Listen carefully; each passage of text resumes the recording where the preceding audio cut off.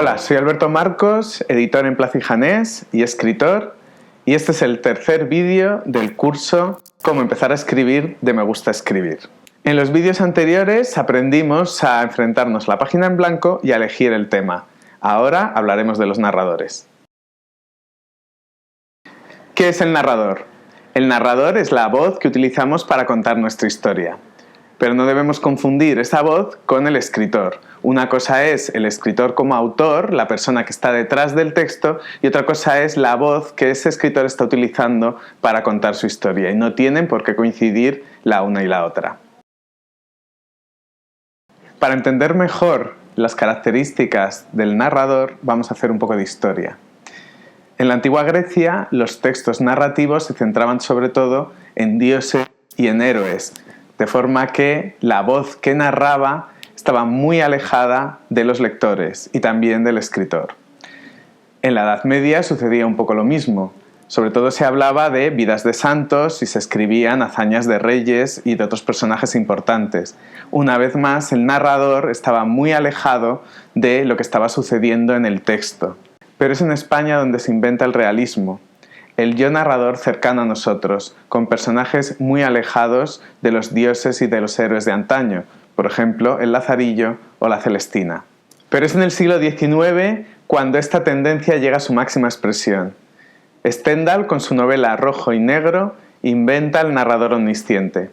Es justo lo contrario de lo que pasaba en la antigüedad clásica, en la que los protagonistas, los héroes y los dioses eran los personajes y el narrador simplemente una voz que contaba sus hazañas. Ahora sucede al revés. Los personajes, los protagonistas, son advenedizos, son gente del pueblo, y el narrador, en cambio, es un dios que conoce exactamente todo lo que pasa por su cabeza y todo lo que ocurre a su alrededor. Es, como decimos, el narrador omnisciente. La crisis espiritual que provocan las guerras mundiales durante el siglo XX harán que el narrador omnisciente cada vez sea menos fiable. Es decir, ya no importará tanto el escritor como la voz narradora que está contando la historia. Es precisamente ahora cuando cobra importancia la narración en primera persona. La evolución de esta tendencia ha hecho que hoy por hoy la voz del narrador haya quedado escondida detrás de la voz de los personajes. Seguiremos hablando de los personajes en el siguiente vídeo, pero ahora lo que me interesa es que queden muy claras las diferencias entre los narradores. El narrador omnisciente, el narrador observador y el narrador en primera persona. Como hemos explicado antes, el narrador omnisciente es aquel que lo conoce todo, el que casi actúa como un dios con respecto a sus personajes y a su historia. El narrador observador, en cambio, empieza a tomar un poco más de distancia y lo que está contando es simplemente una descripción para entendernos de los hechos y de lo que los personajes hacen y dicen.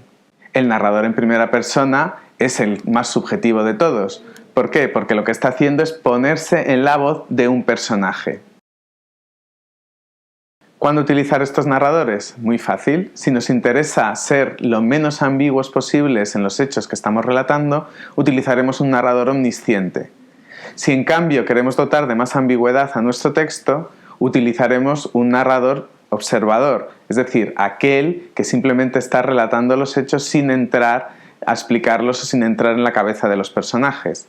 Si queremos, por ejemplo, ser totalmente subjetivos, utilizaremos un narrador en primera persona, de forma que lo que está leyendo el lector sea única y exclusivamente el punto de vista de un personaje concreto. La elección del narrador limitará la cantidad de información que nosotros estemos dando con nuestra historia. Es decir, si es un narrador omnisciente, podremos dar muchísima más información porque podremos meternos en la cabeza de cada uno de los personajes y contar realmente como si fuéramos dioses. En cambio, si utilizamos una primera persona, estaremos dando mucha más subjetividad al texto porque solo estaremos hablando desde el punto de vista de un personaje. Para aprender a dominar las diferentes voces narrativas y las diferentes personas, mi consejo es que, teniendo la historia clara en vuestra cabeza, probéis a utilizar cada una de las voces y cada uno de los narradores para contarla. De esta manera, no solo aprenderéis a ejercitar la primera persona, la tercera, el narrador omnisciente o el narrador más subjetivo, sino que además encontraréis cuál es la voz narrativa adecuada para esa historia que queréis contar. En los siguientes vídeos nos acercaremos a los personajes y aprenderemos también a utilizar algunas herramientas del lenguaje para dar forma a nuestra novela.